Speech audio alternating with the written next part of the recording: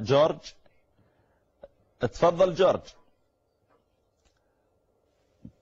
تفضل معنا يا شباب أو ذهب؟ الو. نعم. الو، السلام عليكم. وعليكم السلام ورحمة الله وبركاته. الله يسلمك، الله يسعد مساك ان شاء الله. مرحبا بك، حياك الله. الله يسلمك الشيخ، بس اتمنى بس منك جواب، يعني جواب هو علماني ونفس الوقت يكون يعني صحي بنفس الوقت لموضوع الاغتسال من الجنابه. تريد جوابا علميا؟ نعم، علميا او صحيا. جميل. طبعا الجسم عندما يصل الإنسان إلى اللذة في الجماع أو في العادة السرية وغير ذلك، يخرج من الجسم مادة في مسامات صغيرة في الجسم.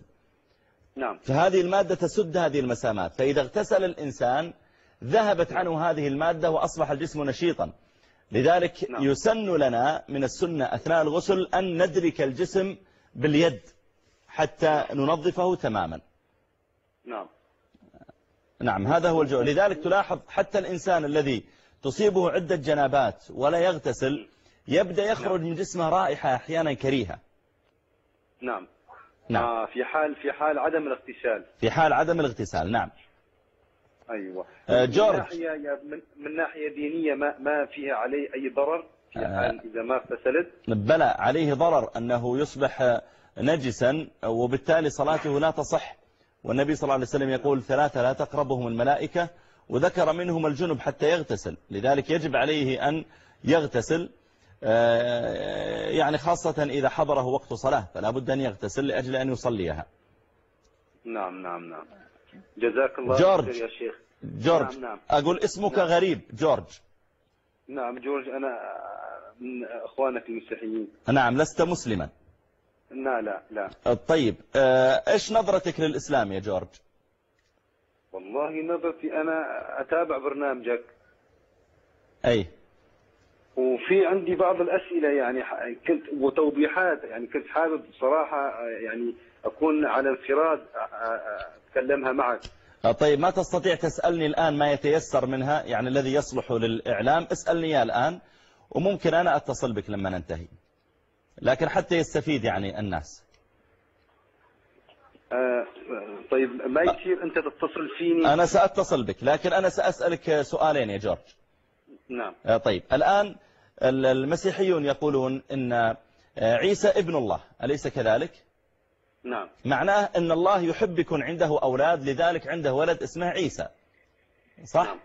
طيب، ما دام جورج أن الله يحب يكون عنده أولاد، لماذا الله ما عنده إلا ولد واحد؟ ليش ما عنده 10 أولاد 20 ولد؟ هذا شيء. الشيء الثاني، نعم، وكذلك ما دام الله عنده ولد اسمه عيسى، ليش عيسى ما عنده أولاد أيضا؟ صح؟ نعم. سيرتك ما لها يعني ما لها جواب، يعني ما أقدر أجاوب. نعم، ما لها جواب. وكذلك جورج، ما دام الله عنده ولد معناه الله عنده أم وأب وجد وجدة. نعم. صح؟ طيب، ما دام ليش الله يخفي عنا أمه وأباه؟ أليس من البر بالأم والأب يطلعهم يقول يا عبادي اعبدوهم معي؟ ليش الله ما طلعهم لنا؟ يا شيخ، هذا موضوع أكبر مننا، يعني أنا ما أقدر أني أفهم. طيب، أنا أسألك سؤال سهل، أسألك سؤال أصغر مننا. حبيبي أسألك سؤال أصغر مني أنا وياك.